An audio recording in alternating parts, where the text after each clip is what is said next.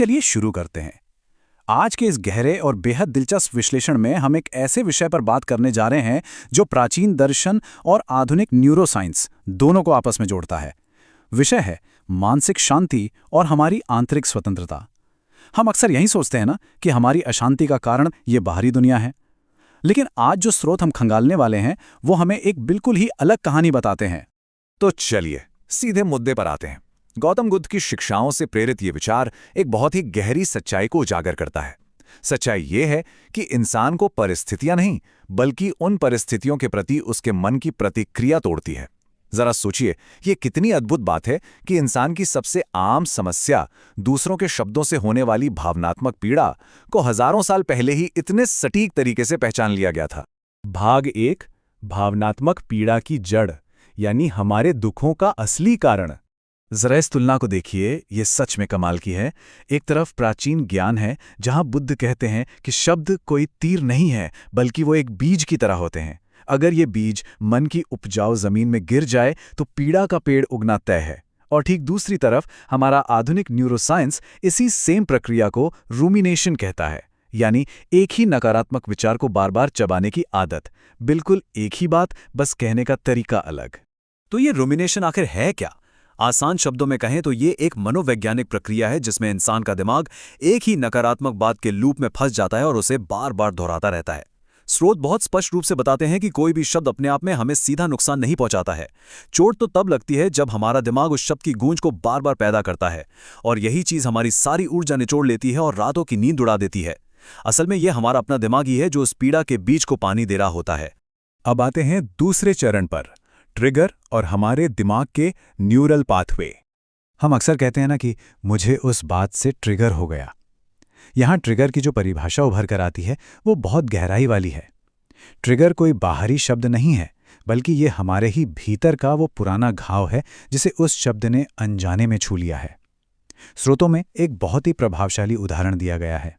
अगर शरीर पर पहले से कोई घाव नहीं है तो एक हल्की सी ठोकर दर्द नहीं देती। बिल्कुल वैसे ही शब्द केवल वहीं तीर बनकर चुभते हैं जहां पहले से ही कोई आंतरिक असुरक्षा मौजूद होती है।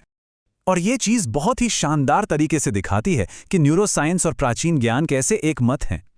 पहला कदम है किसी विचार का बार बार आना, दूसरा कदम है उसका एक मानसिक आदत बन जाना, और तीसरा कदम है दिमाग में एक पक्के न्यूरल पाथवे का निर्माण होना।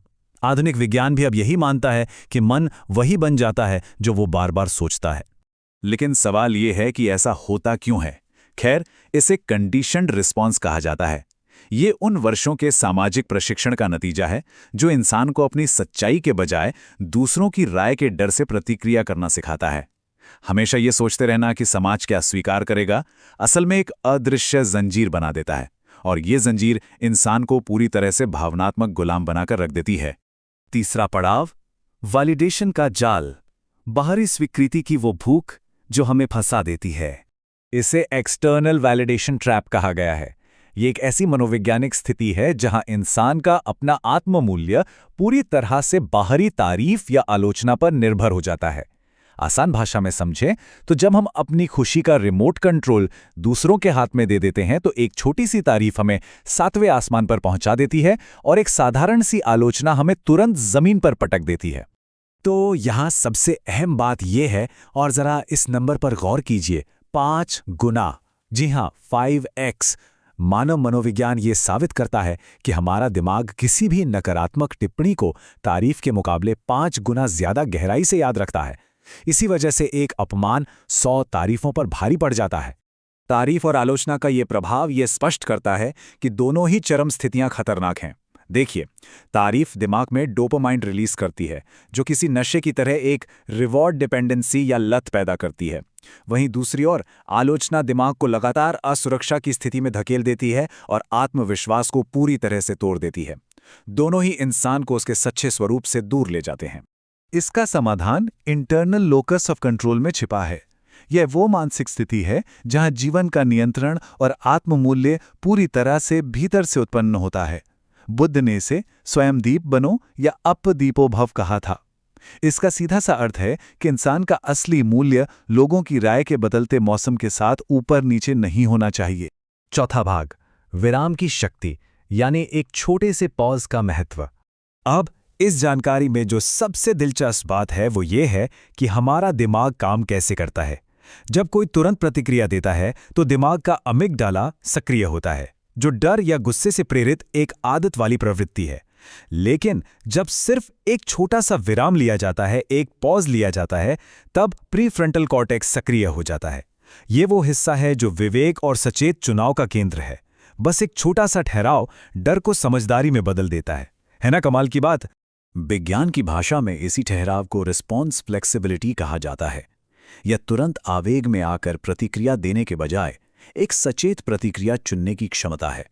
और ध्यान देने वाली बात यह है कि यहाँ मौन का मतलब सिर्फ अपने होठ सील लेना नहीं है। इसका मतलब अपने भीतर एक ऐसी जगह बनाना है जो ये साबित करे कि हम बाहरी शब्दों के गुलाम बिल्कुल नहीं हैं। जरा इस पूरी प्रक्रिया के चक्र को समझते हैं। स्टेप 1, कोई बाहरी ट्रिगर होता है। स्टेप 2, अपने उठते हुए विचार को सजगता से देखना। स्टेप 3, एक सचेत विराम या पॉज लेना। और अंत में स्टेप 4, एक नियंत्रित प्रतिक्रिया देना। इस सटीक चक्र को बार बार दोहराने से सचमुच दिमाग में नए और स्वतंत्र न्यूरल पाथवे का निर्माण होता है। हम सच में अपने दिमाग की वायरिंग बदल सकते हैं। अंतिम भाग, आंतरिक स्वतंत्रता और अपनी भावनात्मक परिपक्वता को हासिल करना।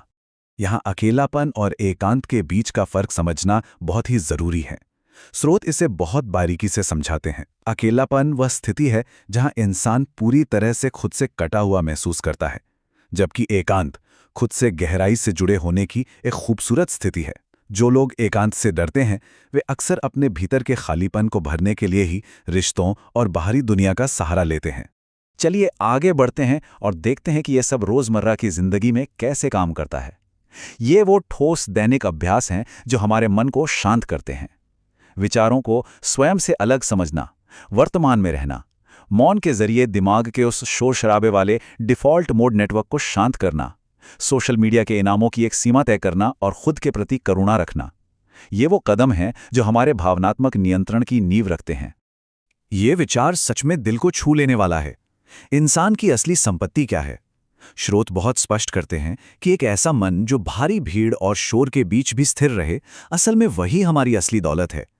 सच्ची आंतरिक स्वतंत्रता का मतलब ये बिल्कुल नहीं है कि दुनिया शोर मचाना बंद कर दे, बल्कि इसका अर्थ ये है कि इंसान का अपना आंतरिक केंद्र इतना मजबूत हो जाए कि बाहरी तूफान उसे हिला ना सके।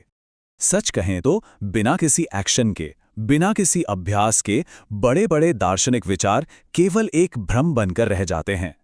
प्रतिक्रिया देने से पहले लिया गया बस एक छोटा सा विराम, एक पॉज, जीवन की पूरी दिशा को पूरी तरह से बदल सकता है। यह सिर्फ एक विचार नहीं है, बल्कि एक जीवन बदलने वाला अभ्यास है। इस विश्लेषण के अंत में हम एक बहुत ही गहरा और शक्तिशाली सवाल छोड़कर जा रहे हैं। क्या जीवन स्वाभाविक और स्वतंत्र रूप से जिया जा रहा है या इसे दूसरों की राय द्वारा निर्देशित किया जा रहा है? इस सवाल को शांति से अपने भीतर गूंजने दें। आंतरिक स्वतंत्रता की इस यात्रा में शायद ये सवाल ही एक नई शुरुआत बन सकता है। उम्मीद है यह विश्लेषण आपको पसंद आया होगा। सुनने के लिए बहुत बहुत धन्यवाद।